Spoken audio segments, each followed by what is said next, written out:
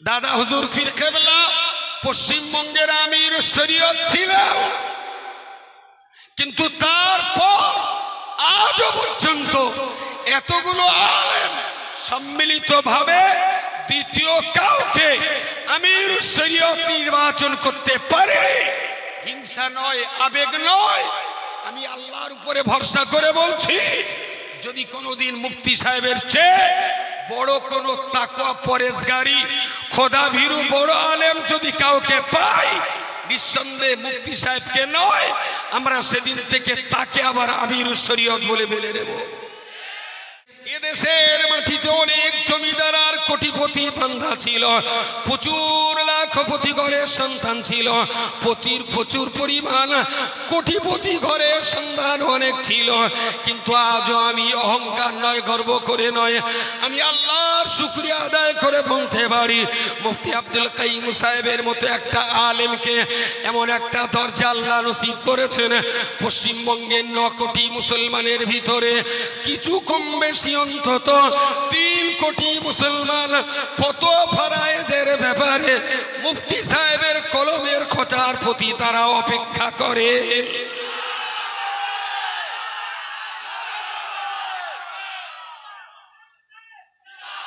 আমি বলেছি না আমির শরীয়ত, শুনেছেন একটা কথা, আমি ওই পীর বলার পক্ষে না, আবেগে পড়ে আমি বলছি এই মানুষটার সম্মান যেন হানি করবেন না। কেউ যদি বলে থাকে সেটা তার ব্যক্তিগত ব্যাপার।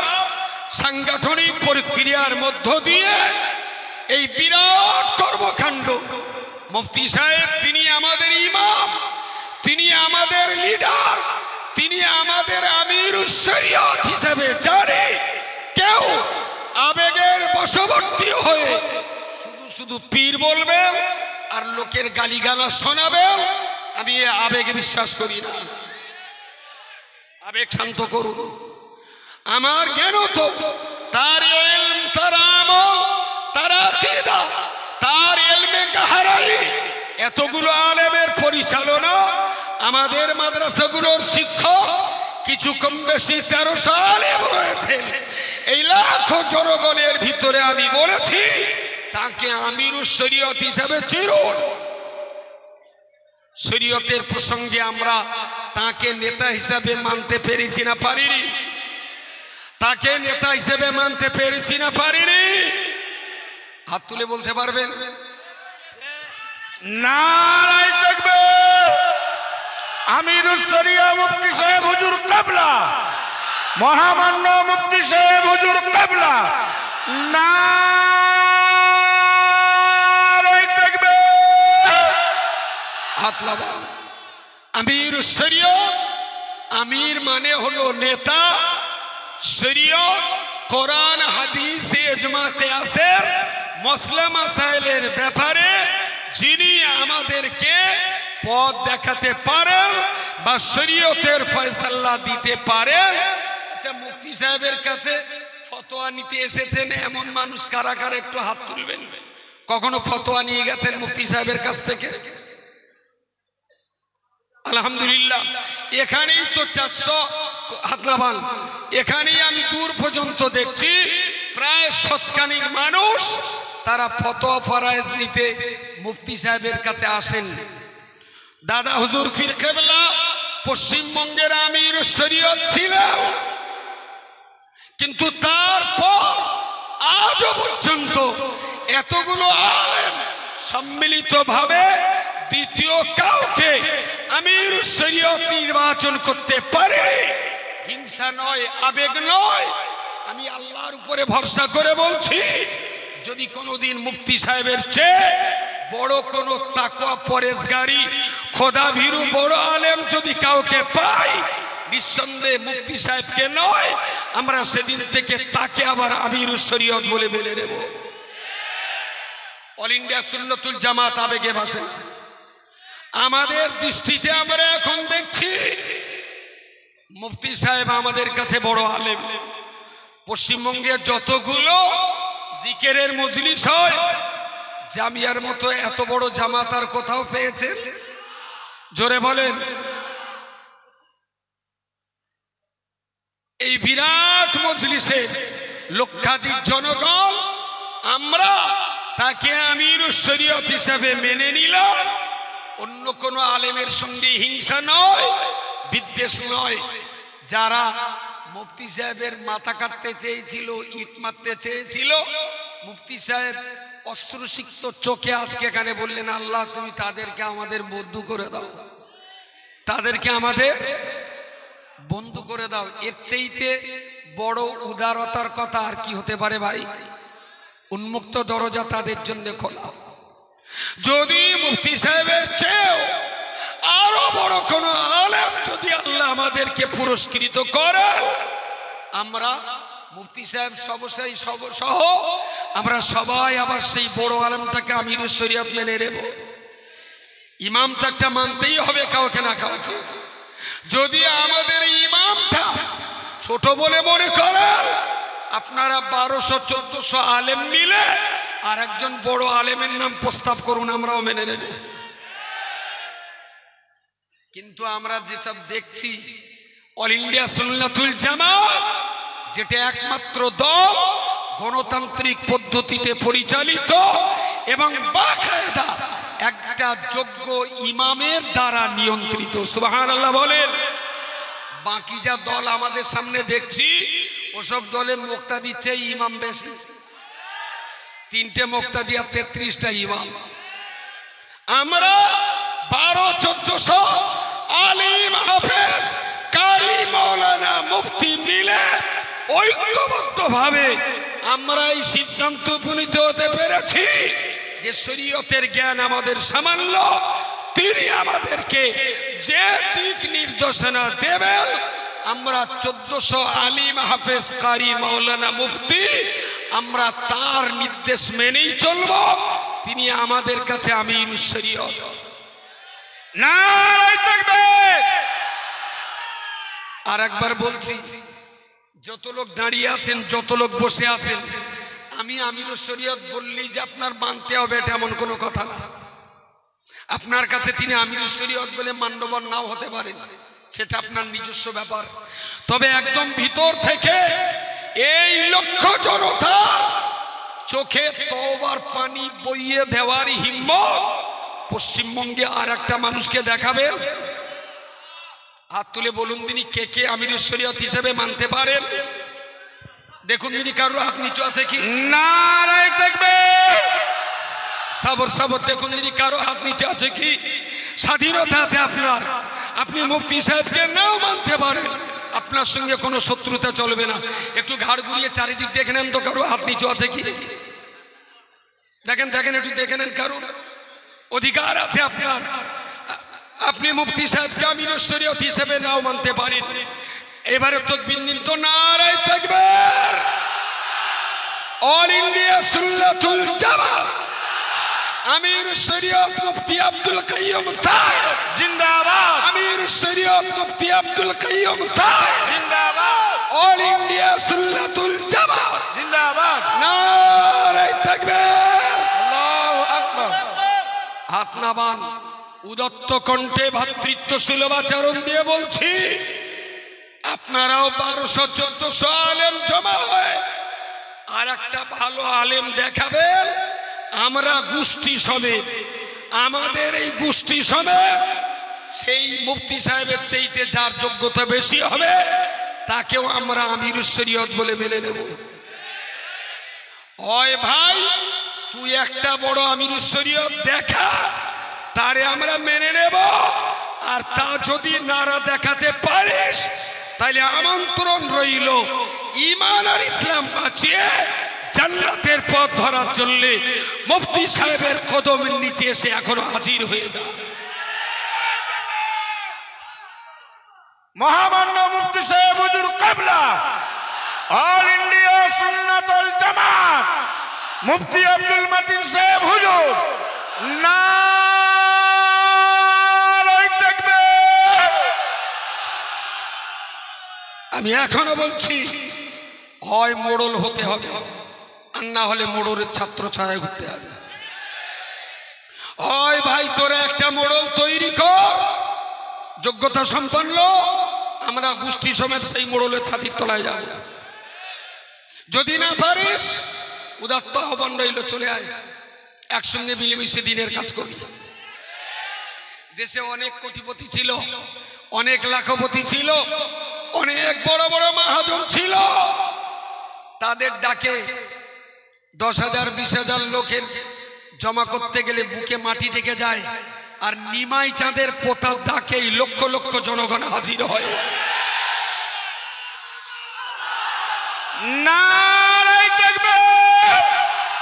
আমিরুস শরিয়াত মুফতি সাহেব হুজুর কিবলা, অল ইন্ডিয়া সুন্নাত ওয়াল জামাত, মাগরিবে বাঙ্গাল আঞ্জুমানে ওয়াহিদিন। নারায়ে তাকবীর। আলহামদুলিল্লাহ। আচ্ছা, আমার এই কথার ভিতরে কোনো হিংসা বা শত্রুতা কিছু আছে? হয় ভাই তুই রেঁধে দে, আমরাও খাই, আর যদি রাঁধতে না পারিস আমি যা খিচুড়ি রেঁধে দিস তুইও খা, আমিও খাই।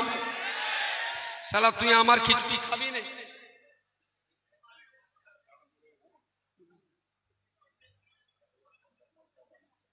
আচ্ছা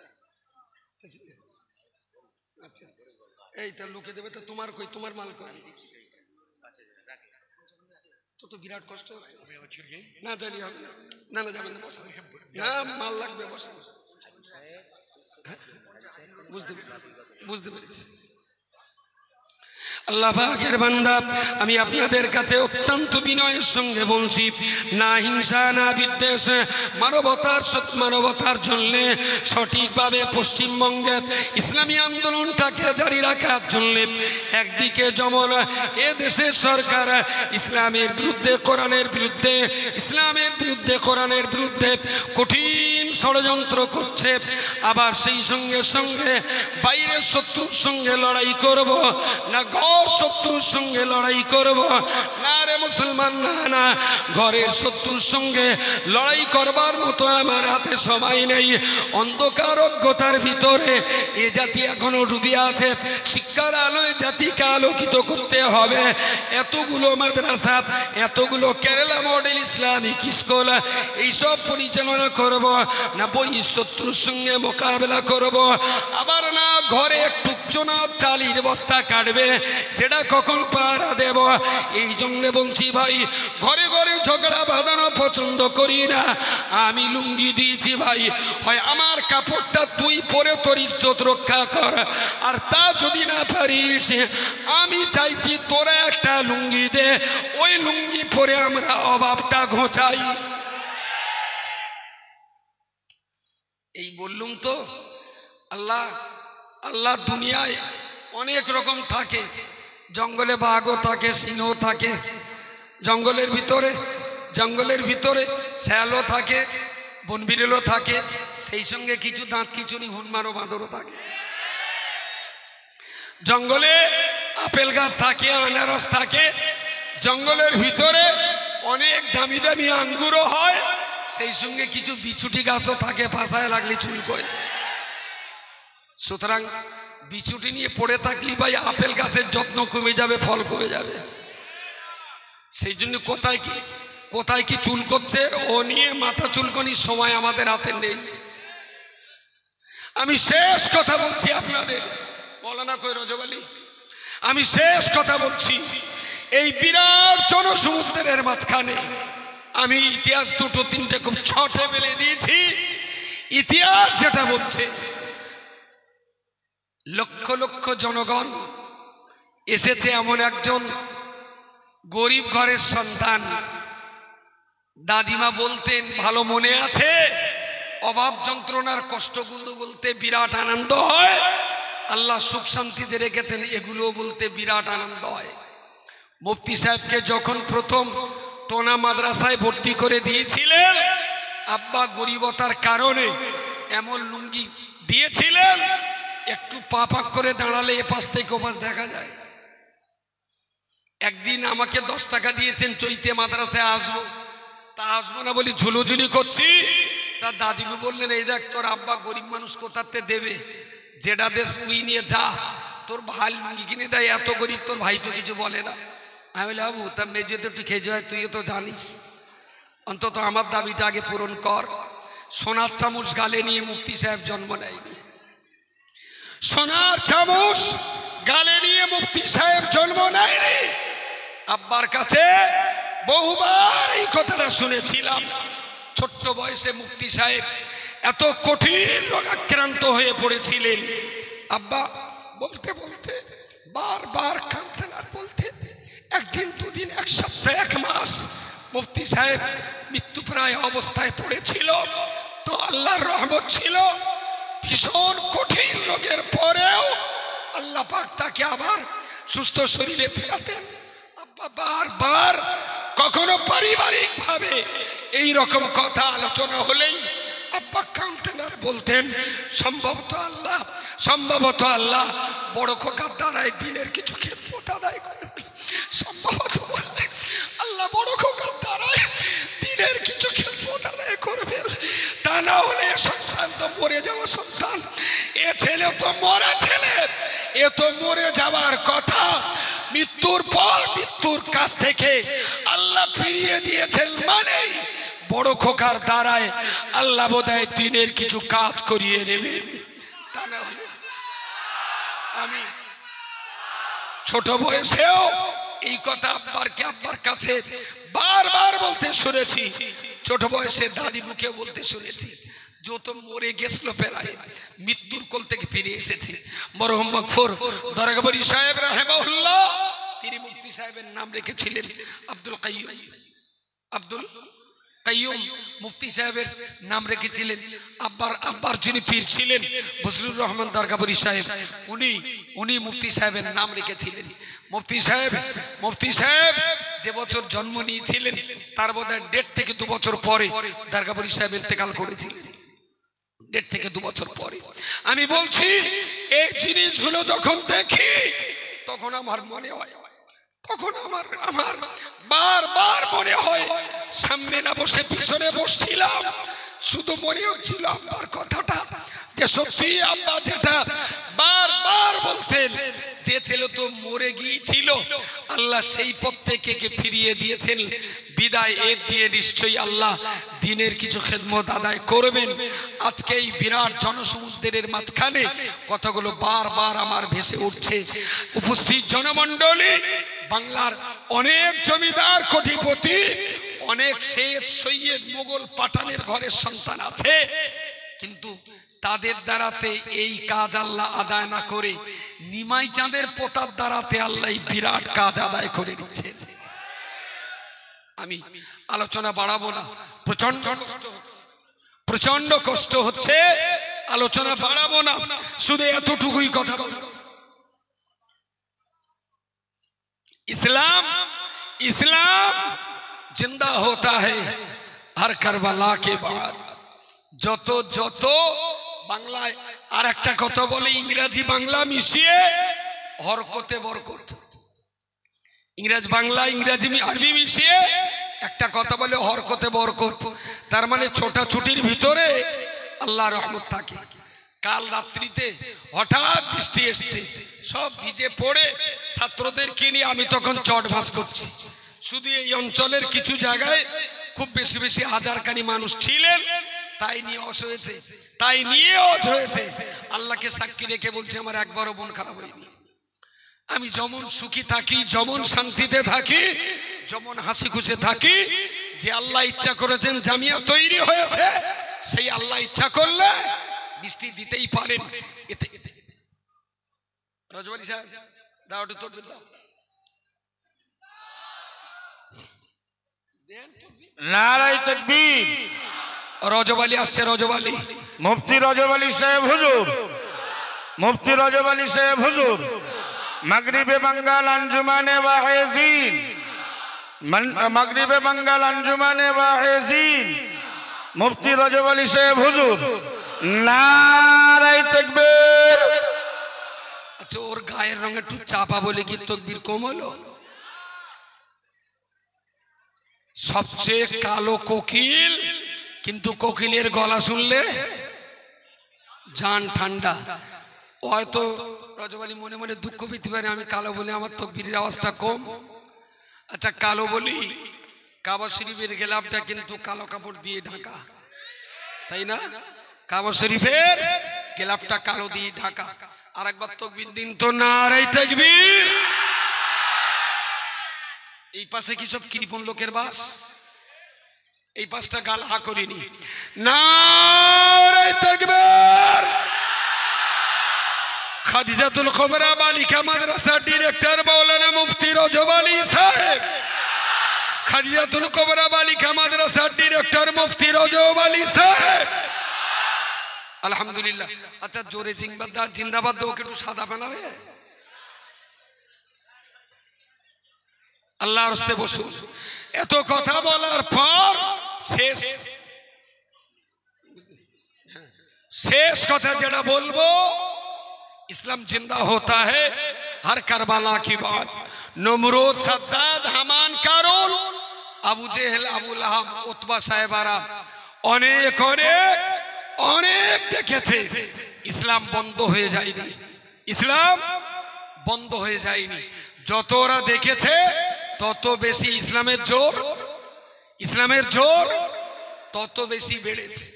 আজকে থেকে আমি বলে দিলাম, মুফতি সাহেবের নামের আগে এইটা লিখুন, আমিরুশ শরীয়ত মুফতি আব্দুল কাইয়ুম সাহেব। আমার কথা মনে থাকবে? ইশতেহারে, ব্যানারে অন্য কোনো কিছু লেখার দরকার নেই।